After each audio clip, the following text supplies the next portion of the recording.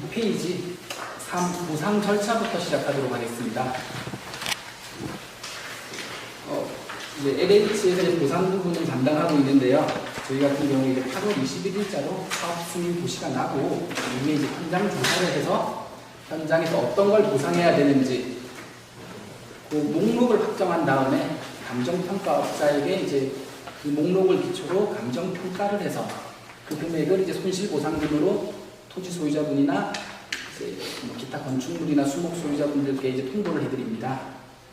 남해북변지구 같은 경우에 이제 이번 페이지에 있는 순서도 절차도 보고 제가 다시 한번 말씀을 드리면 순서도 절차도 제일 위에 있는 기본조사라는 게 이제 저희가 남해북변 현장에 가서 현장에 어떤 땅이 있고 어떤 나무가 있고 어떤 건축물이 있는지를 조사하는 부분입니다. 지난 9월에 저희 직원이 나가서 현장 조사를 마쳤고요. 말씀드린 감정평가하는 데 필요한 목록, 다른 말로 토지조서하고 물건조서라고 합니다. 저희가 그 조사한 걸 기초로 토지조서와 물건조서를 확정을 짓고 지난 10월 2일자로 보상계획 공고를 했습니다. 보상계획 공고를 드릴 때 소유자별로 저희가 조사했던 목록을 같이 등본해서 보내드렸고요. 마찬가지로 동일한 내용으로 이제 문화일보 통해서 신봉 등보도 시행을 했습니다. 10월 2일자 보상계획 공고 이후에 저희가 개별적으로 또 한 번 더 안내를 드렸는데 11월 16일까지 감정평가업자가 선정이 돼야 됩니다. 현재까지 이제 사업 시행자인 LH 쪽은 감정평가업자를 최근에 정했고요. 또 다른 한 군데 감정평가업자를 선정하는 시도지사, 경상남도에서도 평가업자를 추천을 했습니다. 이제 토지 소유자분들 남으셨거든요. 토지 소유자분들께서 이제 과반수 이상께서 동의하시는 평가업자를 금월 16일까지 정하셔서 그 증빙서류와 함께 저희 쪽으로 통보를 해주시면 향후에 있을 감정평가 때 업자를 같이 이제 동행해서 같이 평가를 하도록 하겠습니다. 이제 현장에 나가서 감정평가가 이루어지고 나면 그 결과를 가지고 저희가 소유자분들께 이제 결과적인 보상금, 손실 보상금을 개별 통보를 해드릴 거고요.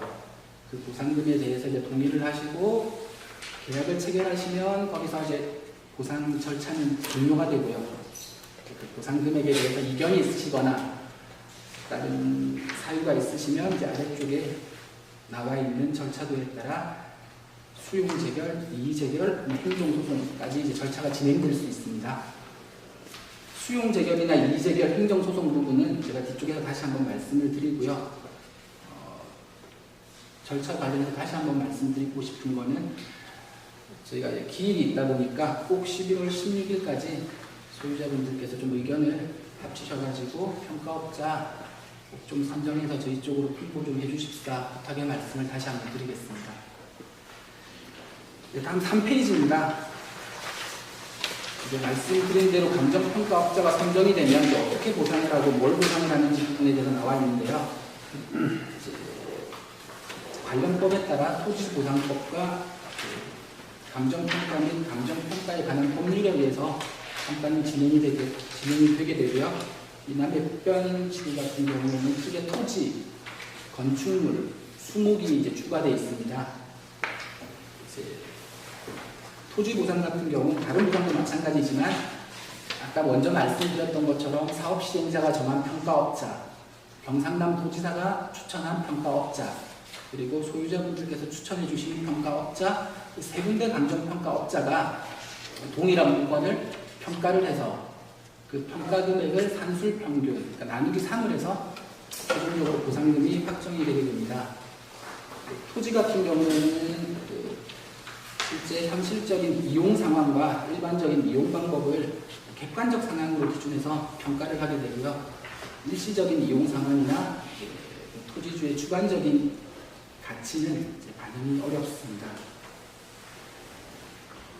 4페이지 건축물로 넘어가겠습니다. 남해북변지구는 도로가에 건축물이 하나 들어오고 있거든요.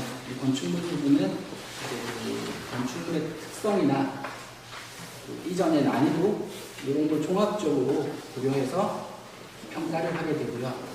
먼저 말씀드린 사업이 들어오신 이후에 올 8월 이후에 뭐 추가로 증축이 되거나 새로 짓는 건물에 대해서는 보상이 불가합니다.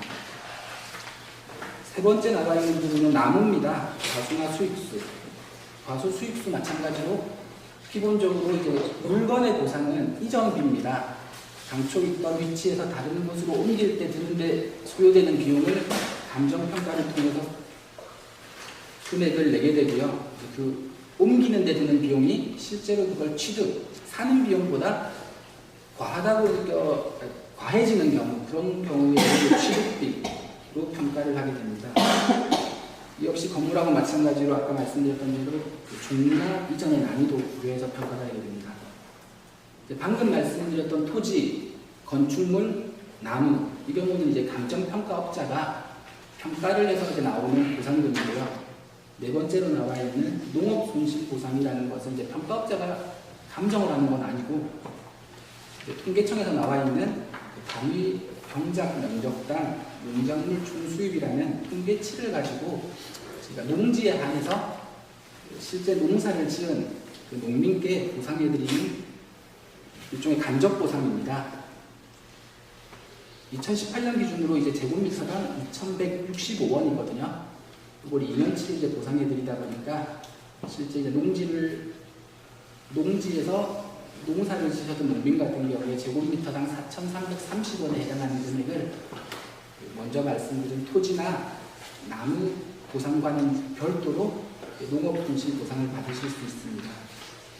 다만 다음 페이지에 나와 있는 대로 페이지 상단에 이전에 농사를 안 짓던 땅을 급하게 농사를 지으신다거나 아니면 토지 소유자의 허락 없이 불법으로 농사를 지으신다거나 경우에 따라 농민이 아니신 분이 농사를 지으시는 경우에는 방금 말씀드린 농업손실보상은 해당이 되지 않으십니다.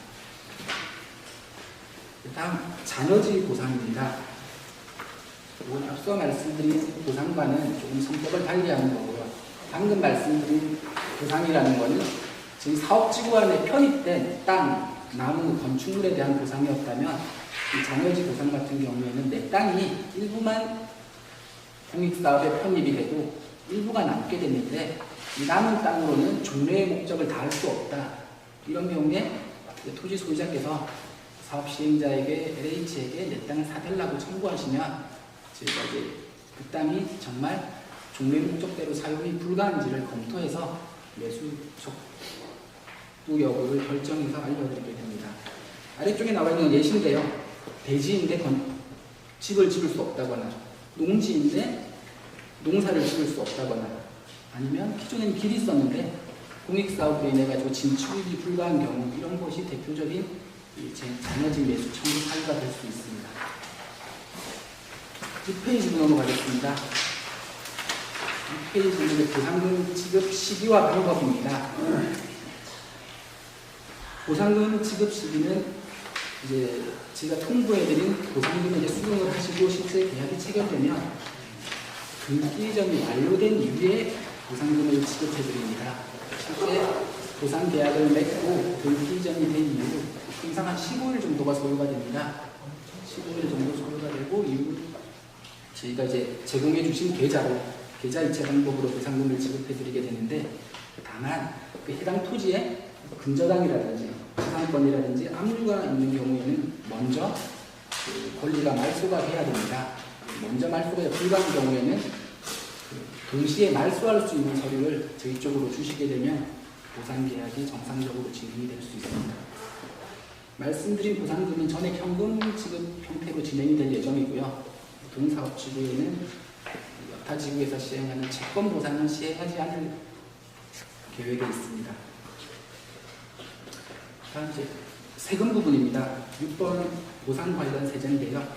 실제 보상을 받게 되시면은 대표적으로 이제 양도소득세를 납부하시게 됩니다.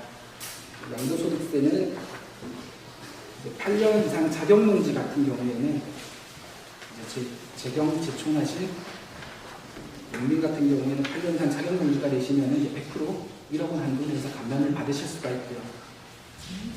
두 번째로 내가 이쪽 농지를 7페이지입니다. 이쪽 농지를 보상을 받고 다른 쪽 농지를 대체 취득하는 경우에 기간과 요건을 만족하시게 되면 1년 최대 1억 한도 내에서 또 양도소득세를 감면받으실 수 있습니다.